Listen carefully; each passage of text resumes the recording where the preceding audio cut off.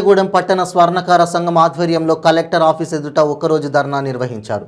ఈ సందర్భంగా రాష్ట్ర స్వర్ణకార సంఘం కార్యదర్శి పోలోజు రాజశేఖర్ మాట్లాడుతూ రాష్ట్ర ప్రభుత్వం స్వర్ణకారులను తక్కువ చూపుతో చూస్తోందని, మాకు రావాల్సినటువంటి నిధులను అలాగే బీసీ లోన్లు మాకు ఇవ్వడం లేదని అన్నారు.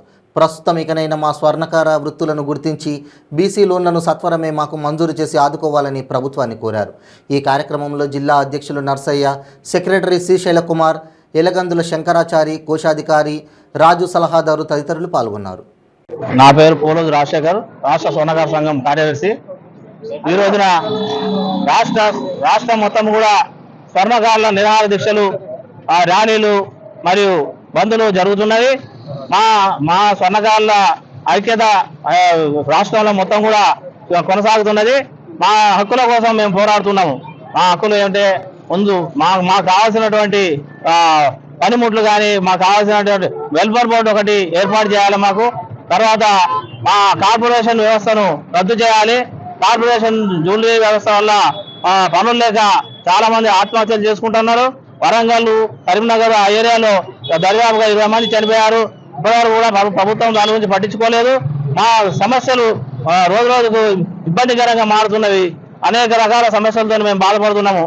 చేతి వృత్తులు చేసుకునే వారికి చేయూత అనే పథకాన్ని అనేక రకాలుగా మా ముఖ్యమంత్రి గారు ప్రకటించినప్పటికీ కూడా ఇంతవరకు దాన్ని అమలు చేయలేదు.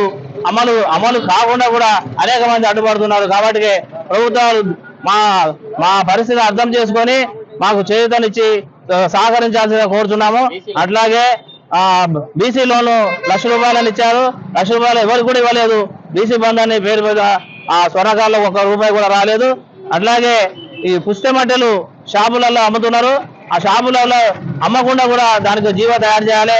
ఏపీలో ఇట్లాగే జీవో తయారు చేసి ఆ స్వర్ణకారులకు ఆ ప్రభుత్వము అనేక రకాల రాయితీలు ఇచ్చి ఆదుకుంటున్నది. అట్లాగే మన రాష్ట్ర ప్రభుత్వం కూడా రాయితీలు ఇచ్చి పుస్తెమట్టెలు, మంగళసూత్రాలు, అది మిగతా ఏవైతే ఉన్నాయో వస్తువులు స్వర్ణకారులు చేసే విధంగా ఏర్పాటు చేయాల్సిందిగా ఒక జీవో తయారు చేయాల్సిందిగా కోరుతున్నాము. అట్లే 50 సంవత్సరాలు నిండిన వాళ్ళు పని చేయలేక ఇబ్బంది పడుతున్నారు.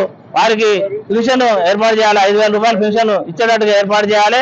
అట్లాగే ఈ జ్యువెలరీ వ్యవస్థను, కార్పొరేట్ జ్యువెలరీ వ్యవస్థను అణచివేత దిశ కార్పొరేట్ వ్యవస్థను పెరగకుండా మా చేతి వృత్తులని ముందుకు తీసుకెళ్లే విధంగా ప్రభుత్వాలు మాకు సహాయ సహకారం అందించాలని కోరుకుంటూ ఈ అవకాశాన్ని అందరికీ ధన్యవాదాలు తెలియజేసుకుంటాం.